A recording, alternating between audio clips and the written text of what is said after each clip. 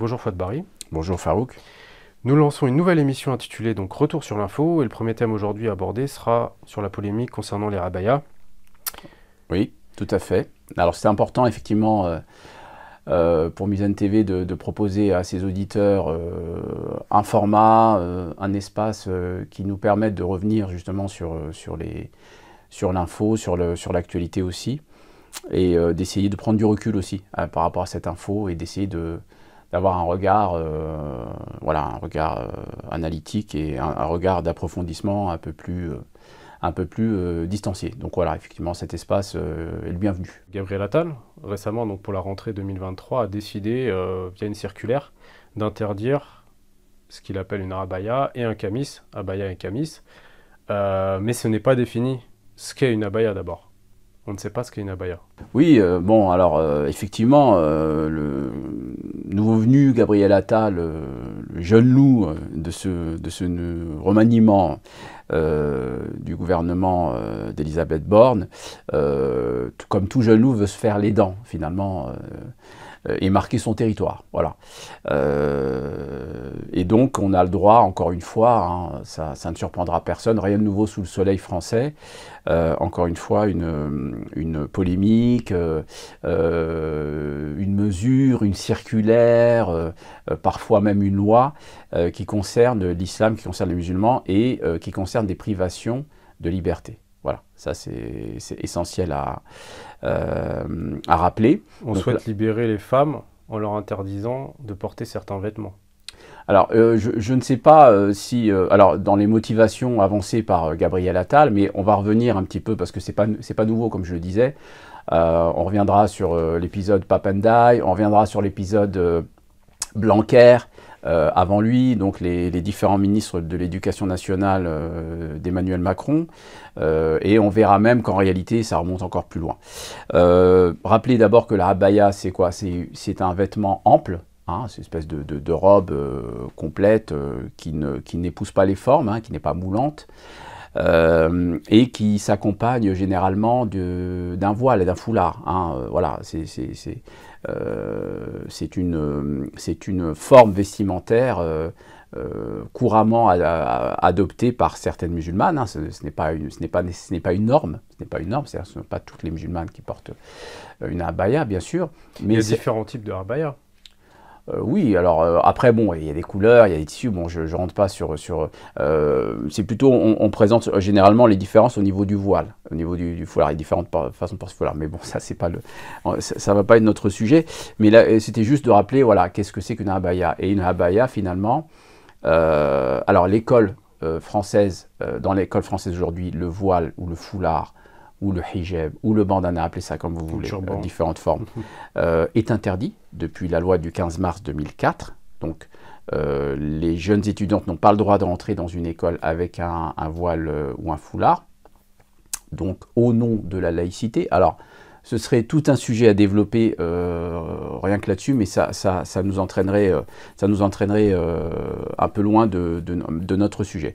Donc, juste rappeler que la abaya est une expression vestimentaire qui correspond, en tous les cas dans l'esprit des jeunes femmes qui le portent, à l'expression d'une pudeur. Voilà, c'est la traduction vestimentaire d'une valeur qui s'appelle la pudeur.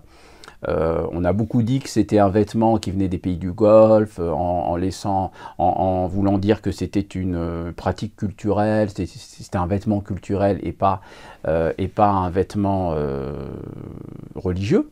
Voilà.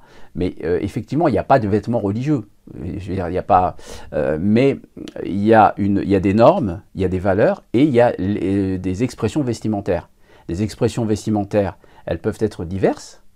Mais leur signification et leur finalité, c'est de traduire, d'être fidèle dans leur traduction, de traduire fidèlement ces valeurs. Et en l'occurrence, la valeur de la pudeur avec des différents degrés.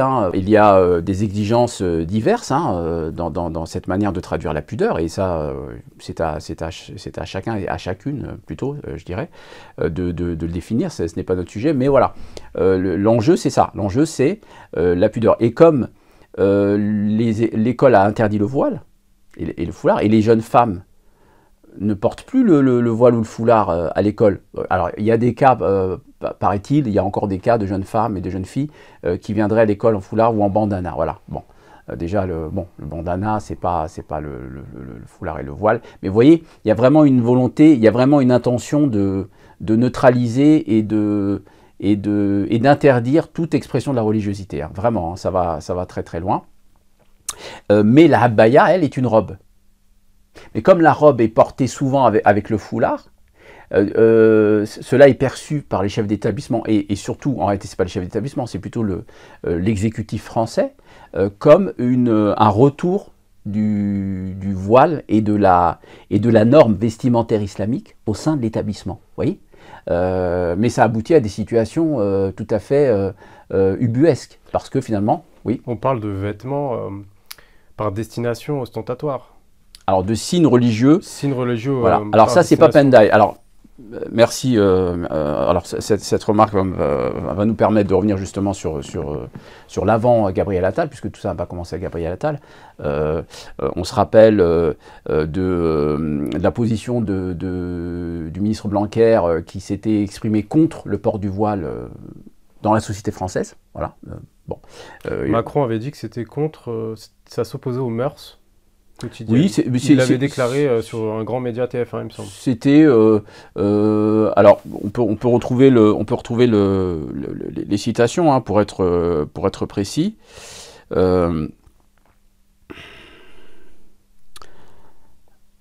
Alors c'était vraiment pas une formulation très agréable. Le voile islamique n'est pas souhaitable dans la société. Voilà, en gros, vous n'êtes pas les bienvenus. Voilà, vous n'êtes pas les bienvenus. Et le voile n'est pas conforme à nos valeurs. Voilà, ça, ce sont les propos de Jean-Michel Blanquer, voilà, l'ancien ministre de l'Éducation nationale, qui exprimait des positions personnelles, d'ailleurs, comme ça a été dit dans la presse. Vous voyez, donc un ministre aujourd'hui ne se sent plus tenu par le devoir de neutralité, vous voyez, le devoir de neutralité religieuse. Et aussi d'impartialité. Voilà. Chaque fonctionnaire, chaque représentant de l'État est tenu quand même à une certaine neutralité par rapport à ses opinions personnelles. Voilà. Donc finalement, Jean-Michel Blanquer avait marqué déjà durant son ministère cette politique d'hostilité à l'encontre du voile. Alors là, c'est la abaya, mais il faut comprendre ça dans une extension. C'est une poursuite du même combat je ne vais pas dire des élites, parce que c'est un terme qui est faux, qui ne devrait pas être employé quand même, parce qu'on désigne souvent les dirigeants comme des élites. Les élites, le mot français élite signifie la meilleure partie d'un groupe social, voilà, des individus qui sont reconnus pour leurs vertus, leurs valeurs, comme étant les meilleurs au sein de leur groupe ou au sein de la société. On n'est vraiment pas dans ce cas de figure-là. Comment tu les définirais alors? Des dirigeants, l'exécutif, il y a différents termes hein, qui peuvent être utilisés. Mais voilà, donc Jean-Michel Blanquer, ensuite on a eu l'épisode Papendai, donc qui a parlé effectivement, qui a poursuivi cette politique, dans un entretien au Monde avait développé ses thèses, et là on allait encore un peu plus loin parce qu'on parlait de signes religieux par destination. C'est-à-dire en gros, Papendai expliquait qu'il y avait des signes religieux, très bien, le foulard, le voile, la croix, la kippa, ce sont des signes religieux. Et puis il y avait des signes religieux par destination, c'est-à-dire selon l'intention que l'élève leur donnerait. C'est-à-dire en gros, si un élève vous dit que sa paire de chaussures est un signe religieux, eh ben, il doit enlever ses chaussures finalement. Non mais vraiment quoi, c'est... ou que je sais pas, c'est tellement ridicule en fait. Mais ce qui est révélateur quand même, c'est qu'on est dans une volonté de traquer l'esprit des individus. C'est-à-dire on ne se contente plus de ce qu'ils portent, mais on va sonder le fond de leur âme et de leur conscience pour savoir quelles sont leurs intentions. Évidemment, on ne peut pas sonder les intentions de quelqu'un, mais on est vraiment dans une approche totalitaire. Là, vraiment, on est dans le totalitaire. Hein, quand on veut vraiment pénétrer l'esprit des gens et déterminer ce qu'ils ont droit ou ne pas le droit de penser et de vivre, on est dans un esprit totalitaire. Voilà, donc ça, c'était l'épisode Papendai, qui n'est pas resté très longtemps. Et maintenant, Gabriel Attal prend la suite. Donc toute cette politique, finalement, elle s'inscrit dans une phase historique qui est beaucoup plus importante, de la France, qui remonte à plus de 30 ans. Hein. On se rappelle de l'épisode de Creil en 1989, des élèves turcs qui portaient le voile et qui étaient venus au collège de Creil, dans la ville de Creil, voilés. Ça avait suscité une polémique. Et par la suite, l'éducation nationale a commencé à se lancer dans la production d'avis circulaire Bayrou, circulaire Châtel, Luc Châtel. On a eu la loi du 15 mars 2004 qui a été précédée par 2 années de médiatisation à outrance sur le voile. On entendait parler du voile que matin, midi et soir sur toutes les chaînes. Voilà, c'était vraiment une phase de, j'allais dire, d'hystérie nationale. Le voile était devenu un objet d'hystérie nationale. Donc on est vraiment dans le pathologique. Il faut vraiment comprendre qu'on est dans une phase, on est dans la continuation d'un processus pathologique. Alors, est-ce que tu penses que cette médiatisation à outrance, par exemple là actuellement sur la abaya, est-ce que ça peut avoir un effet contraire de ce qu'ils recherchent? Alors, déjà, qu'est-ce qu'il recherche? Qu'est-ce qui est recherché? Voilà, qu'est-ce qui est recherché? Donc, il faudrait déjà définir ça. Définir ce qu'ils veulent faire. Donc là, c'est les causes. Quelles sont les causes de cette politique jusqu'au boutiste? Voilà. Quelles sont leurs motivations? Quels sont leurs buts, leurs motivations, comme disait Hayam dans un morceau, dans un titre qui s'appelait L'Enfer d'ailleurs. Moi je pense que ça remonte même plus loin, hein, mais c'est vrai que symboliquement depuis 89, comme tu l'as dit, 2004, ça fait 20 ans. Alors, ça remonte à 89. Ça remonte à 89, et je veux dire la loi symbolique c'est 2004, oui, donc 20 ans. L'année prochaine ça fera 20 ans. Et donc, ils ont pris 20 ans et le problème ne semble pas résolu. Alors, est-ce qu'il y a problème de leur point de vue, du point de vue de l'exécutif? C'est un problème, évidemment. Mais alors, pourquoi c'est un problème? L'objectif, c'est l'effacement total des musulmans. Alors, c'est de la visibilité religieuse dans l'espace public. Si demain, un élève dit « Bonjour, salam, comment tu vas ?» justement, est-ce qu'on va interdire salam à l'école? Jean-Michel Blanquer avait considéré qu'un petit garçon, quand on est à la maternelle, qui refuse de tenir la main d'une petite fille, ce n'est pas souhaitable dans notre société.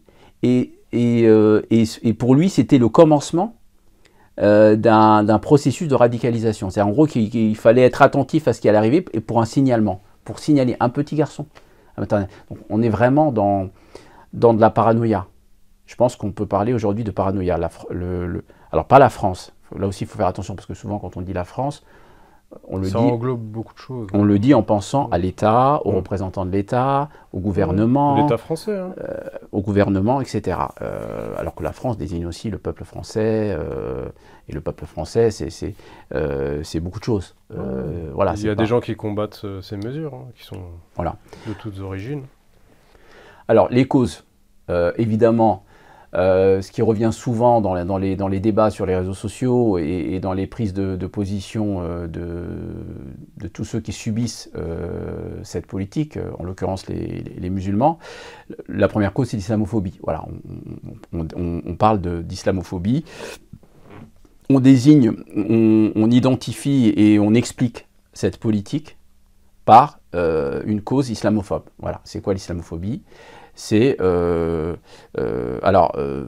y a une définition qui était revenue, c'était finalement la discrimination à l'encontre d'un individu identifié à tort ou à raison comme étant musulman. Voilà. En gros, vous êtes discriminé dans l'espace public ou même dans des espaces privés, hein, ça peut être le tourisme ou quoi que ce soit.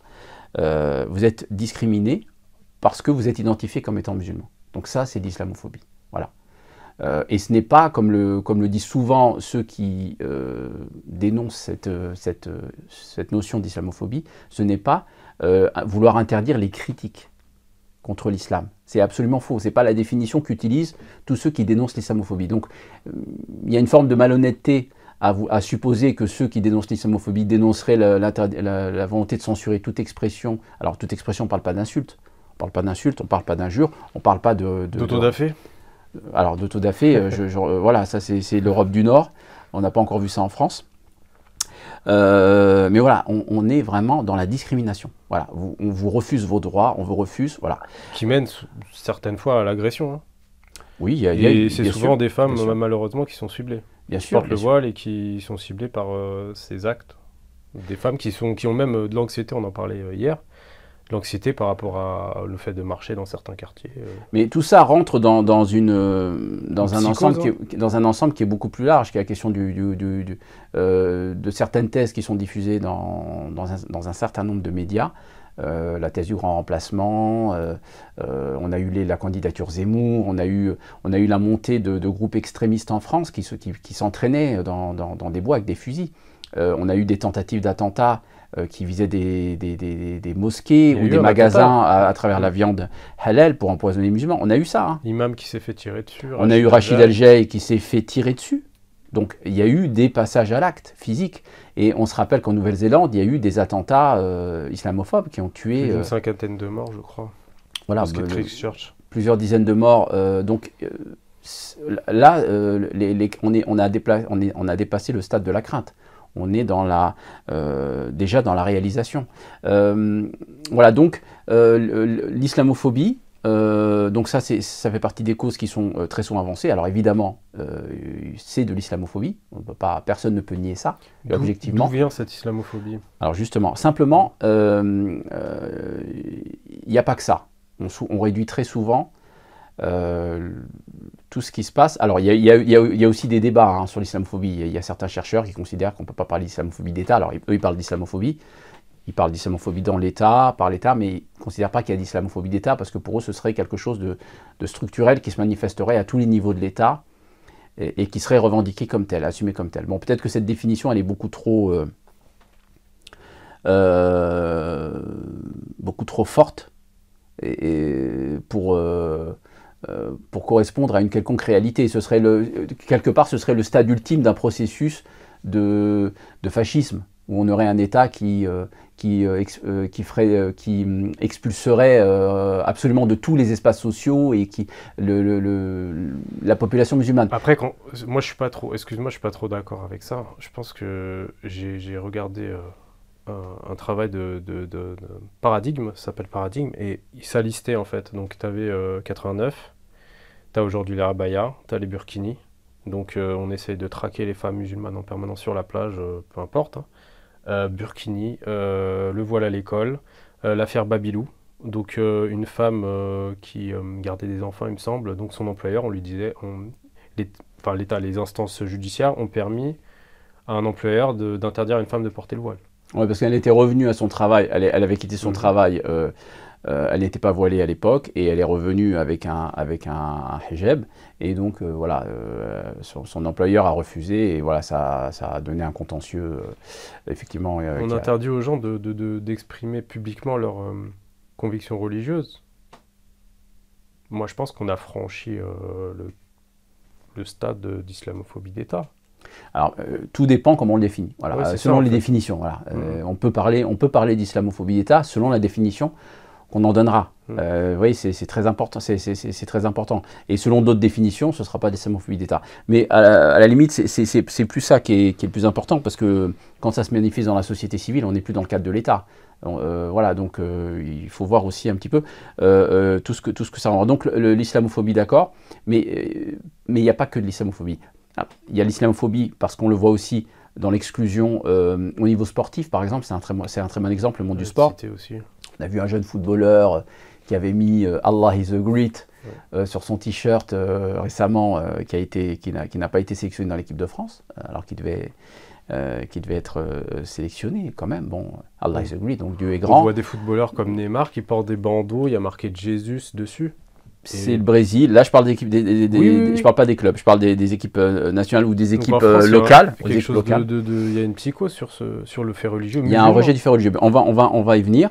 On a vu dans le basketball une jeune basketteuse qui a été exclue pour son voile. On a même vu ça dans le MMA.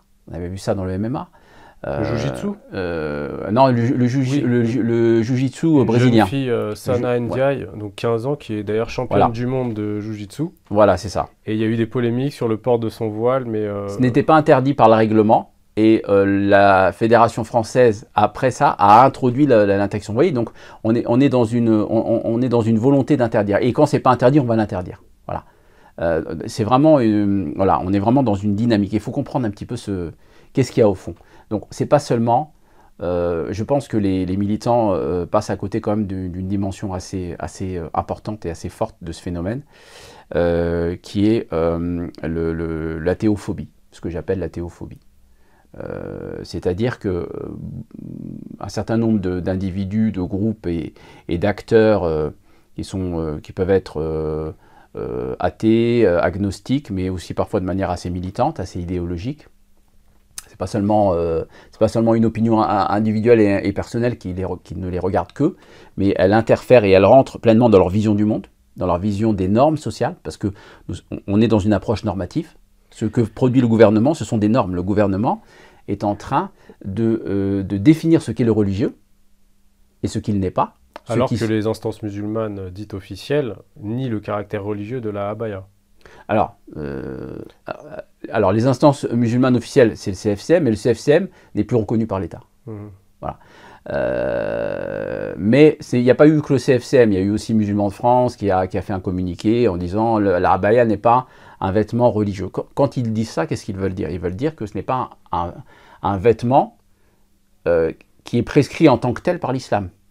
Il n'y a pas un verset du Coran ou un hadith qui va dire il faut porter une abaya, c'est-à-dire un vêtement, etc. Aucun vêtement n'est prescrit par l'islam. Mais c'est ce que j'expliquais tout à l'heure. Il y a des normes, il y a des valeurs, et ensuite ils peuvent se traduire de différentes formes. En tout cas, il y a Sénégalais, un Français, un Russe, un Chinois ne portent pas les mêmes habits, et il y a juste entre guillemets des critères de pudeur, c'est tout. Oui, mais il y a aussi la question des libertés religieuses qui rentre en ligne de compte. Et je crois que ce qui est problématique aujourd'hui en France, c'est qu'on ne peut plus parler de liberté religieuse. Je crois qu'on a franchi un cap depuis un petit moment, aujourd'hui, depuis un certain nombre d'années, où certains sociologues ont même parlé de religion laïque. Voilà, c'est-à-dire la laïcité qui portait une dose de libéralisme et un esprit juridique garantissant la liberté de conscience, cette laïcité-là n'existe plus en France. On peut se demander si elle a déjà existé, ça j'envoie ça aux historiens, mais ce qui est certain c'est qu'aujourd'hui cette laïcité n'existe plus. Donc cette dimension de la théophobie, elle est très importante, parce que, comment dire, ceux qui sont atteints, c'est pas une maladie, mais c'est plutôt un rejet idéologique, un rejet idéologique. Ceux qui s'inscrivent dans ce rejet-là expriment une hostilité viscérale et radicale à l'encontre de tout signe religieux. Et là, signe religieux, je n'utilise pas l'expression au sens où elle est exprimée par le pape Ndiaye ou par les ministres. C'est au sens que toute expression de la religiosité et toute manifestation du sacré dans l'espace public et du divin, c'est-à-dire tout ce qui renvoie à Dieu. Finalement, un signe, c'est quoi un signe? Un signe, c'est quelque chose qui renvoie vers autre chose. C'est ça un signe. Et d'ailleurs, dans la théologie islamique, le monde entier, tout ce qui compose la création, sont des signes qui renvoient vers Dieu, qui montrent Dieu, en fait, qui désignent Dieu d'une certaine manière. Voilà, donc c'est dans ce sens-là que j'utilise le terme de signe. Donc toute expression, manifestation du sacré, du religieux dans l'espace public est rejetée radicalement et viscéralement par ces individus-là. Parce que faut aussi... voilà, il ne faut pas extrapoler systématiquement sur ce genre de phénomène. Et j'en veux pour preuve qu'un certain nombre de sondages avaient été faits à l'école, notamment chez les jeunes. Et dans ces sondages, les jeunes exprimaient leur refus de voir le voile interdit, ne comprenaient pas que le voile soit interdit à l'école, pour les jeunes filles qui voulaient le porter, et étaient contre une laïcité d'interdiction. Parce qu'aujourd'hui, la laïcité, c'est que de l'interdiction.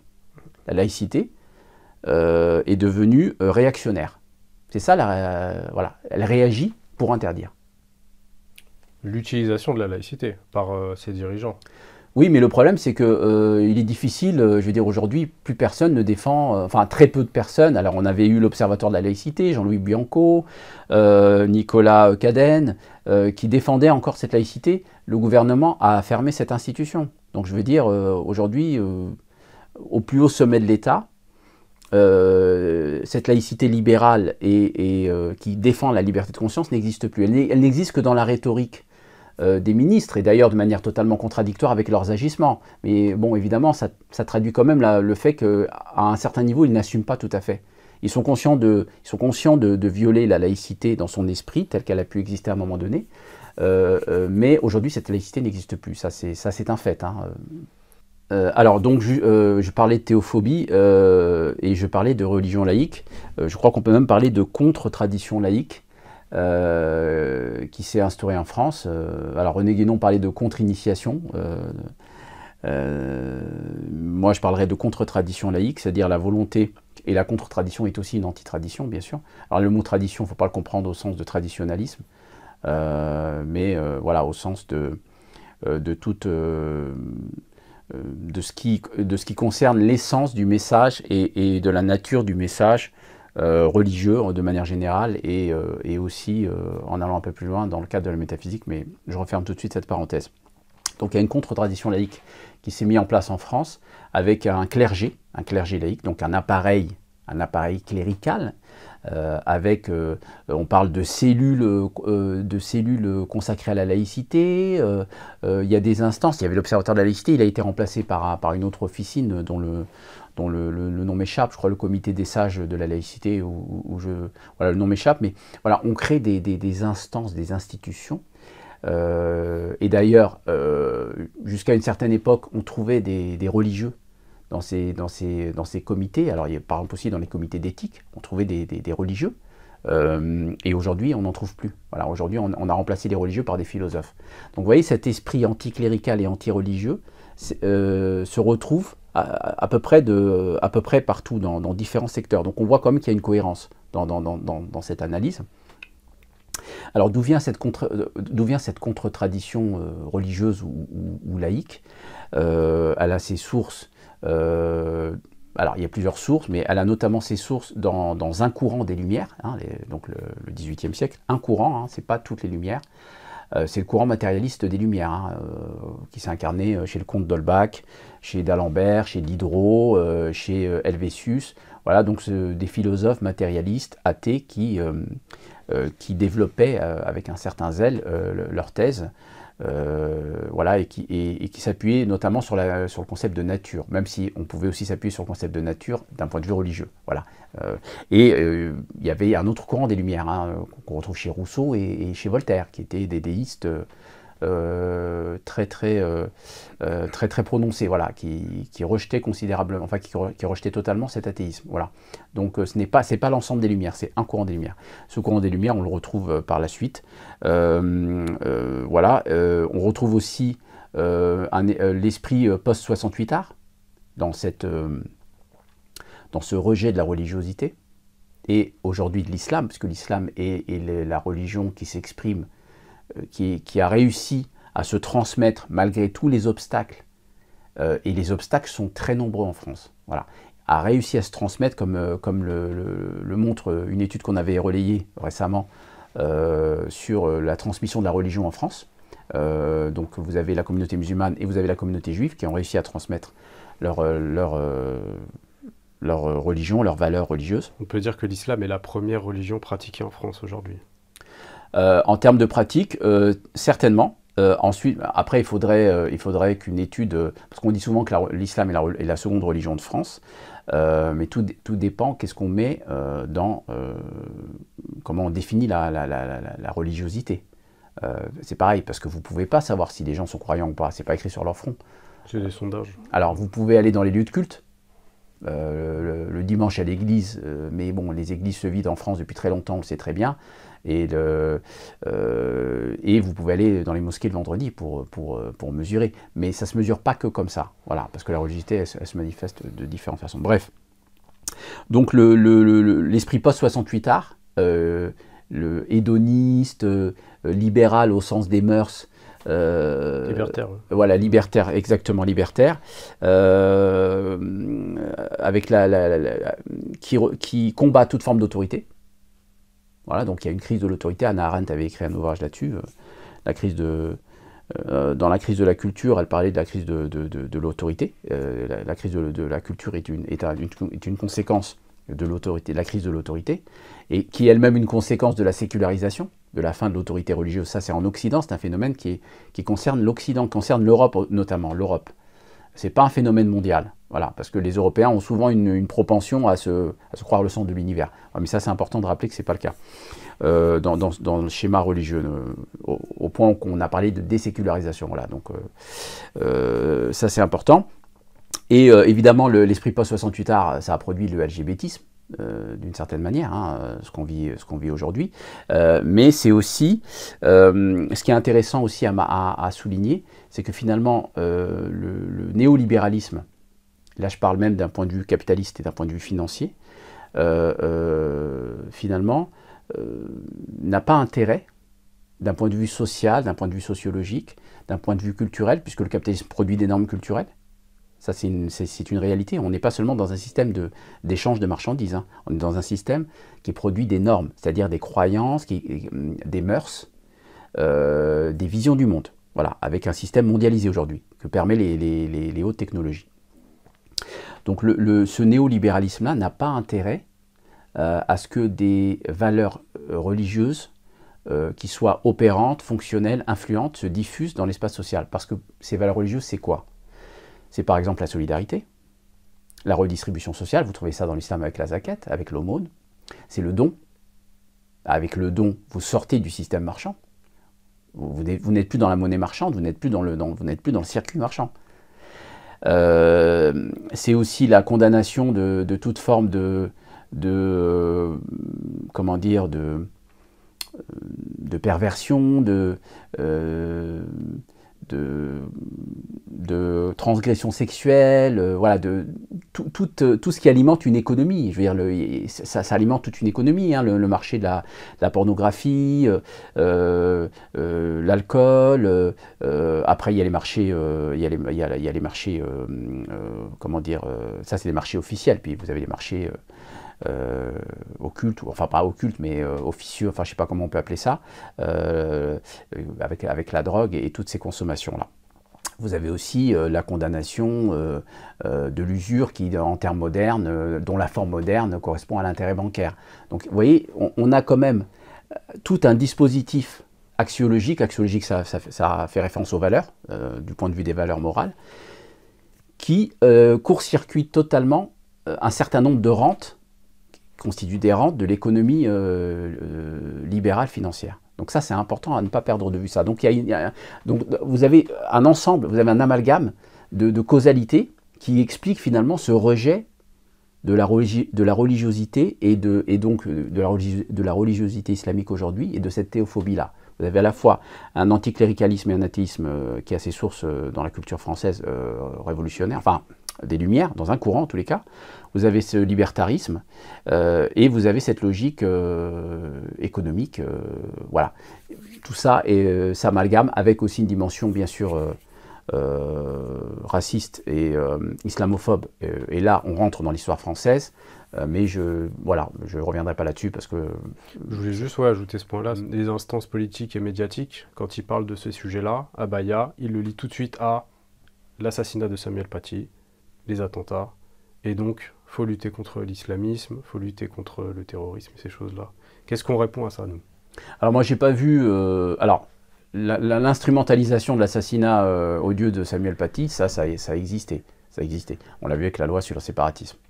La loi contre le séparatisme, qui elle-même est une loi séparatiste. Voilà, mais, bon, on n'a pas le temps de développer, mais cette instrumentalisation, elle a existé et elle a été dénoncée aussi. Par certaines plumes ont dénoncé cette instrumentalisation. Je ne l'ai pas vu sur la abaya, même si, voilà, on a vu quand même, avec l'affaire de l'islamo-gauchisme, on a vu le gouvernement Macron mettre la pression sur les enseignants en les accusant finalement d'être complices, d'être responsables de la mort de Samuel Paty. Donc ça, c'est un délire total. C'est un délire total. Vraiment. Hein. Mais c'est le pathologique. Je pense qu'il faut comprendre qu'on est dans un épisode pathologique. Dans une forme pathologique assez aggravée de cette conscience d'une partie de l'exécutif français, ou en tous les cas qui est assez prépondérante et influente. Et donc c'est difficile de rationaliser. Quand vous discutez avec des gens comme ça qui sont dans ce délire-là et dans ce pathos-là, vous ne pouvez pas discuter en fait, vous ne pouvez pas les amener à la mesure. Il y a vraiment une vision paranoïaque. Et c'est ça qui caractérise les régimes autoritaires. Les régimes autoritaires ce sont des régimes qui s'efforcent, c'est la suprématie du politique sur le juridique. Il y a toujours un conflit entre le juridique et le politique, ça c'est important. Et dans la laïcité, on l'a vu, ce conflit il a abouti à la victoire du politique. En réalité, c'est toujours le politique qui a la main dans le juridique, ça c'est vrai. Parce qu'il y a toujours une prééminence et une antériorité du politique sur le juridique. Il faut qu'il y ait un État, il faut qu'il y ait un pouvoir pour qu'il puisse y avoir une loi, tout simplement. Voilà, donc, et cette suprématie du politique sur le juridique, elle est consacrée, par exemple, sur la question des troubles à l'ordre public. Voilà. C'est-à-dire toutes les libertés ou tous les droits peuvent être suspendus ou annulés au nom de cette revendication de la préservation et la protection de l'espace public. Et notamment le fait de s'opposer, enfin de prévenir tout trouble à l'ordre public. Cette mention-là, cette expression de trouble à l'ordre public, c'est l'expression juridique qui consacre la suprématie du politique sur le juridique. Ça, c'est important à comprendre. C'est vraiment important à comprendre. Donc, tous les dispositifs que tu as évoqués, oui, évidemment, ils s'inscrivent dans un contexte, qui est un contexte malheureux. Mais je voudrais quand même rappeler que les attentats terroristes en France, ne sont pas le fait, ne sont pas le produit ou le résultat des espaces de socialisation islamique en France. Ces espaces-là, c'est quoi? C'est d'abord les mosquées. L'assassin de Samuel Paty, c'était il était de nationalité russe, tchétchène. Bon, c'est pas le pur produit d'une mosquée française. Dans le Bataclan, les attentats Charlie Hebdo, etc., on avait des profils de criminels, de délinquants, qui avaient fait de la prison, qui faisaient du braquage. C'est l'expression de l'islamisation de la radicalité qu'Olivier Roy a traduit. Donc, on est dans des profils très très spécifiques qui ne sont pas le pur produit des espaces de socialisation islamique. Donc, il y a une volonté quand même, ça c'est très important à dire, on ne le dit jamais en fait, on ne le dit jamais en laissant supposer que l'islam peut produire ça, l'islam en tant que discours religieux officiel dans les mosquées, c'est ça que je veux dire. Hein. Je ne parle pas, je veux dire sur internet, vous avez des gens qui instrumentalisent la religion, comme ils instrumentalisent toutes sortes d'idéologies. Bien sûr que ça existe. Daesh, ça existe. Voilà, c'est pas une vue de l'esprit. Mais là, je parle de la France. Je parle de l'islam français. Je parle des espaces de socialisation. On est à la rentrée scolaire 2023. Hein, les enfants vont retourner à l'école après les vacances de l'été. Et la première grande mesure que présente Attal, le ministre du gouvernement de l'Éducation nationale, c'est de parler de abaya. Alors qu'on voit qu'il y a d'autres problèmes beaucoup plus significatifs au sein de l'école. Il y a un manque de professeurs significatif. J'avais vu qu'on recrutait les professeurs des fois en 20 minutes. C'est un gros problème. Il y a beaucoup d'absentéisme au niveau des professeurs, des professeurs qui quittent leur métier au bout d'un mois. Enfin, certains intervenants qui quittent au bout d'un mois. Et on nous parle de l'abaya. Oui, en gros, une diversion. C'est un peu ça la question, mais c'est pas nouveau. Hein. On parlait déjà sous différents ministères de l'Éducation nationale de cette stratégie de la diversion. Puis il y a l'inflation, il y a une crise économique. Oui, bien sûr, bien sûr. Il y a beaucoup de choses en ce moment. La diversion, le pare-feu, on parle souvent de contre-feu, on parle souvent d'une mesure comme d'un contre-feu, mais là c'est plutôt un pare-feu. Bien sûr, tout ça est vrai, Et il ne s'agit pas d'opposer les explications qu'on a énoncées sur l'islamophobie, la théophobie, la dimension libérale et libertaire aussi de cet esprit qui milite pour l'interdiction et la liquidation des libertés religieuses en France aujourd'hui. Ça ne nie pas, ça ne réfute pas le fait de parler de diversion. C'est un élément qui s'ajoute. Oui. C'est un élément qui est opportuniste, qui s'ajoute. Voilà. Stratégique. Ce n'est pas seulement de la diversion, bien sûr. Évidemment. Voilà, parce que si c'était seulement de la diversion, on ne comprendrait pas que ça concerne toujours l'islam. Quand vous voulez faire de la diversion, vous êtes obligé de faire preuve de diversité dans votre diversion. Vous êtes obligé de trouver différentes formes de diversion. Oui, parce que là, on parle d'abaya. Ouais. Il y a 2 semaines, on parlait de Médine. Oui, bien sûr. On parlait de djihad au foot. On parle de burkini. Il y a toujours un sujet en lien avec l'islam, ça c'est vrai. Donc c'est pas seulement de la diversion, c'est vrai, ça c'est évident. Mais il y a aussi une dose d'opportunisme tactique qui permet de faire diversion sur les sujets brûlants, parce que le gouvernement est en très grande difficulté aujourd'hui. Il n'arrive plus, il est attaqué sur tous les fronts. On avait vu le front policier récemment. Même si, et d'ailleurs le gouvernement s'est c'est rangé totalement aux réclamations des syndicats, d'un certain nombre de syndicats policiers, puisque l'appareil d'État a besoin de la police pour, comme force de répression. Pour faire appliquer ces réformes que la plupart des Français ne pour neutraliser la contestation. Ouais. L'appareil d'État a besoin de forces de répression. Voilà. Et la police en fait partie, bien évidemment. Donc il y a le mécontentement social, les retraites, l'effondrement de l'école publique. Aujourd'hui, il y a un effondrement de l'école publique. L'école publique n'existe plus aujourd'hui. C'est terminé. Je veux dire, il n'y a plus d'enseignants. Il y a des matières qui ne sont plus enseignées. On parle de réintégrer les mathématiques, mais c'est absolument incroyable. Donc il y a vraiment, on est vraiment dans un contexte de décadence français, de la France, et qui est provoqué très essentiellement par tous les acteurs politiques qui s'inscrivent dans l'idéologie néolibérale. Ça, il faut vraiment le dire, parce que la liquidation de l'État, c'est un paradigme du néolibéralisme, et plus exactement, prendre le contrôle de l'État. Ce n'est pas la liquidation de l'État, on va garder les appareils qui sont importants pour accentuer la libéralisation de la société française, la libéralisation au sens économique, au sens financier, et au sens aussi des mœurs. Parce qu'on voit on parlait de LGBTisme, on voit aujourd'hui des spots financés par le ministère public pour, comment dire, lutter contre, alors c'est pour lutter contre les stéréotypes sur les différences de genre, voilà, les transsexuels, l'homosexualité, etc., etc. Mais en réalité, quand vous regardez bien le contenu, il y a une normalisation. On est en train de créer des normes. On est en train de diffuser une idéologie néolibérale, libertaire en l'occurrence.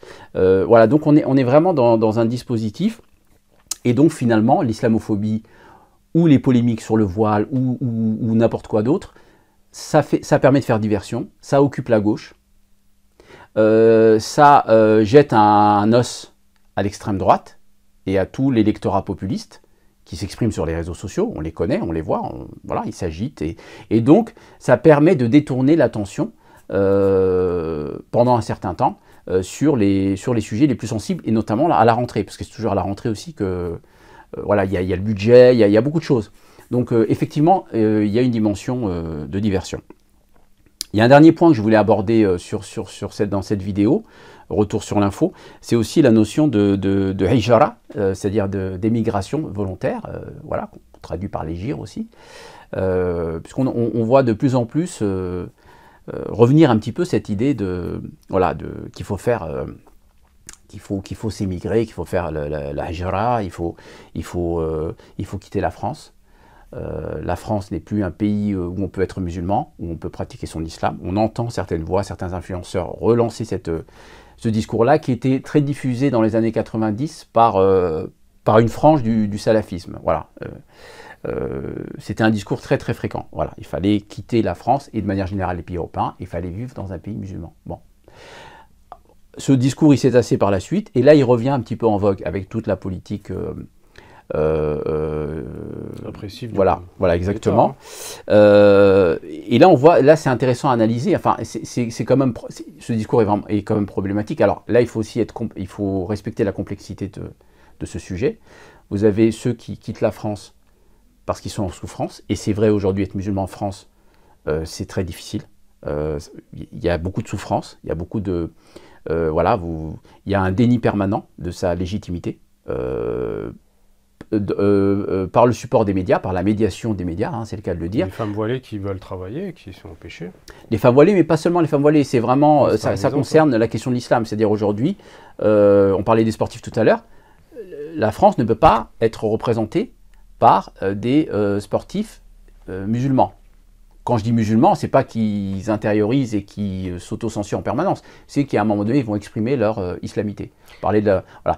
La France ne peut pas être ça. La FFF, la Fédération française de football, avait, je ne sais pas si c'est l'entraîneur ou les dirigeants, incité les joueurs de foot à ne pas pratiquer le ramadan. Effectivement. Donc pour moi, c'est de l'islamophobie d'État. Hein. Quand c'est à tous les niveaux qu'on... Je ne veux pas dire persécuter, c'est peut-être un peu fort, mais qu'on insiste, on leur dit en gros, ne pratiquez pas votre religion. c'est de l'islamophobie d'État. Oui, mais pour moi, le débat, il ne se situe pas là. Oui, oui, oui. Parce que je veux dire, ok, même si on se met d'accord sur l'islamophobie d'État et là, dans la société, quand ça émane pas des fonctionnaires. Moi, je vais parler parce qu'encore une fois, ça dépend des définitions. C'est des institutions qui martèlent, tu vois, sur les filles, sur le voile, sur le oui, abaya, mais ça, c'est une réalité. Le foot, les institutions du jujitsu, enfin, voilà. Bien sûr. Mais justement, le message, c'est quoi? Le message, c'est que la France, ça ne peut pas être l'islam. Ça n'a pas été l'islam, ça ne peut pas être l'islam. C'est ça, le message. Et qu'est-ce que ça crée, ce discours-là? Ça crée de la désaffiliation. C'est ça qui est dangereux, en fait. Et on peut s'interroger sur le fait de est-ce que c'est recherché ou pas. Bon, ça, je ne rentre pas dans les intentions. En tous les cas, ça produit de la désaffiliation. Quand vous êtes un jeune musulman en France et que vous avez un gouvernement qui tape matin, midi et soir sur votre religion, vous ne pouvez pas vous sentir pleinement français alors que vous êtes français. C'est votre pays, vous êtes français. Mais simplement, vous avez une caste d'individus, ce n'est pas la France encore une fois, vous avez une caste d'individus qui travaillent à ce que vous ne vous sentiez pas français. Et là où c'est problématique, c'est que ces musulmans dont je parlais tout à l'heure, alors qui sont pas une majorité, hein, mais c'est un phénomène qui est quand même qui revient un peu à la mode, qui disent voilà il faut faire la hijra, il faut quitter la France, etc. Et qui ne parlent que de ça matin, midi et soir, qui eux-mêmes sont partis, bon gré mal gré, hein, il y a des cas différents, mais on voit des Français, parce qu'ils sont Français, qui parlent de la France matin, midi et soir, parce certains en ont fait leur fonds de commerce, voilà, ils ne parlent que de ça. Et avec la volonté de culpabiliser ceux qui vivent en France, par exemple. Alors qu'encore une fois, un certain nombre de musulmans ont quitté la France, et c'est tout à fait compréhensible, mais ils n'en font pas publicité.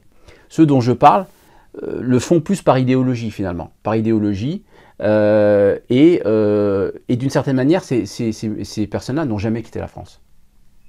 Parce qu'elles ne parlent que de la France, matin, midi et soir. Ils n'ont pas réussi à rompre avec la France. C'est ça qui est malheureux. Mais là où c'est tendancieux, alors juste je termine là-dessus, là où c'est quand même problématique, c'est qu'on a vu certains de ces influenceurs ne pas hésiter à interpeller Éric Zemmour au moment de la présidentielle pour organiser la remigration. On a vu ça, pour organiser la remigration. Parce que l'extrême droite appelle ça la remigration. La remigration, ça veut dire que vous n'êtes pas français. Là, on est vraiment dans une posture fasciste. On revient à un régime ethnique. Voilà. En gros, le français, ça va être le blanc, catholique ou non catholique, croyant ou non croyant, la religiosité ne rentre pas vraiment en ligne de compte là-dessus.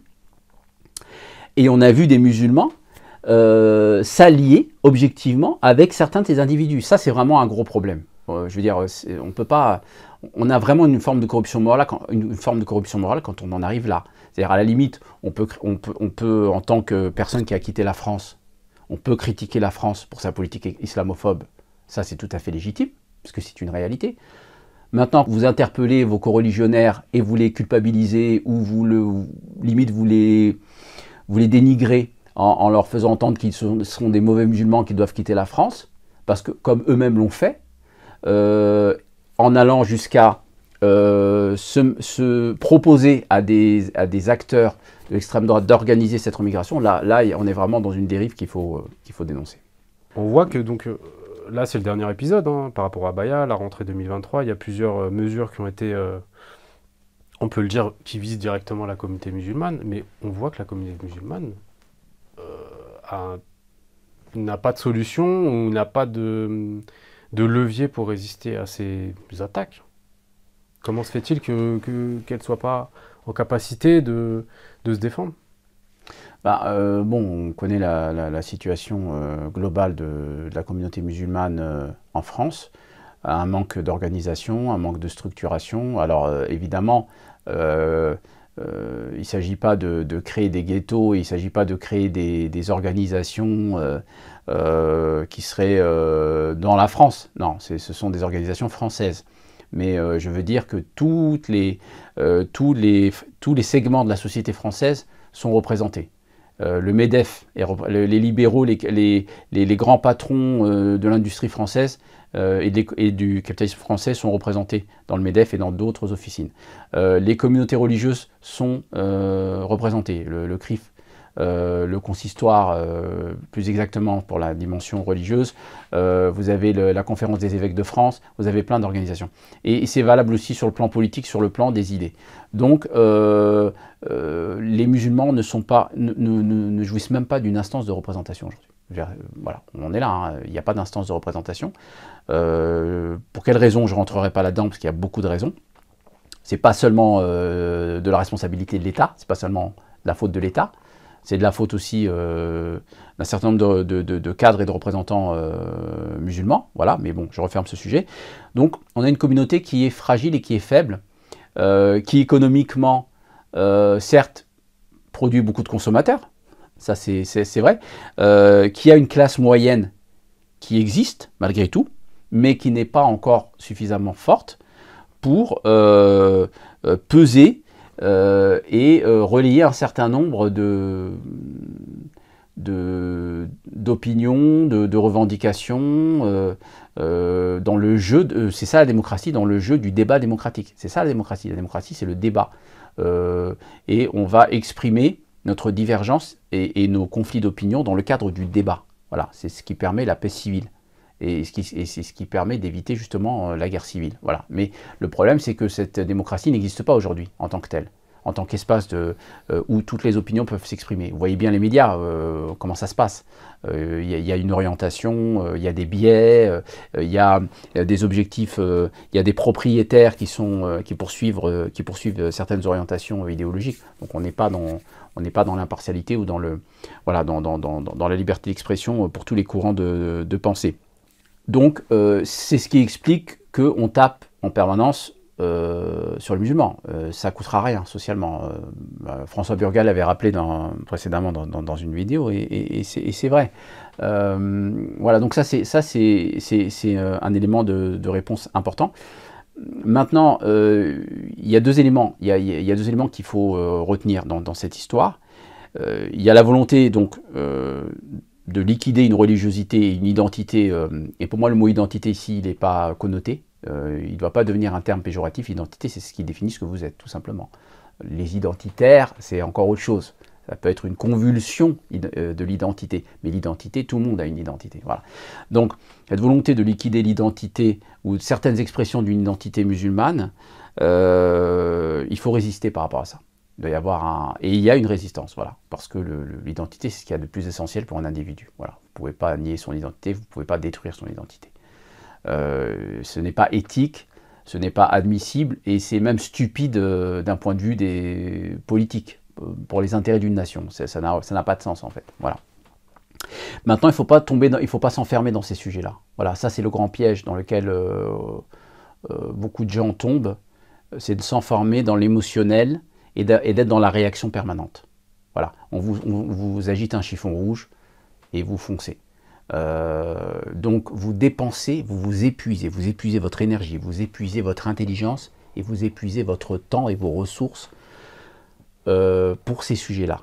Alors ça ne veut pas dire qu'il ne faut pas traiter ces sujets-là doivent être traités. Mais il y a des priorités, il y a aussi d'autres sujets qui sont fondamentaux, qui concernent l'avenir de tous. Hein, et donc aussi des Français de confession musulmane, puisqu'ils ne vivent pas à l'extérieur de la société française. Et on parlait tout à l'heure de diversion. Il ne faut pas alimenter cette diversion, il ne faut pas donner du grain à moudre à cette volonté de détourner l'attention sur ces sujets-là pour éviter de prendre des coups. Le gouvernement essaie de se protéger.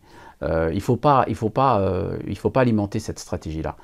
Il faut être capable de se mobiliser. C'est ça que les Français de confession musulmane, en tous les cas majoritairement, beaucoup sont très actifs, ne parviennent pas à faire encore. Quelle forme de mobilisation?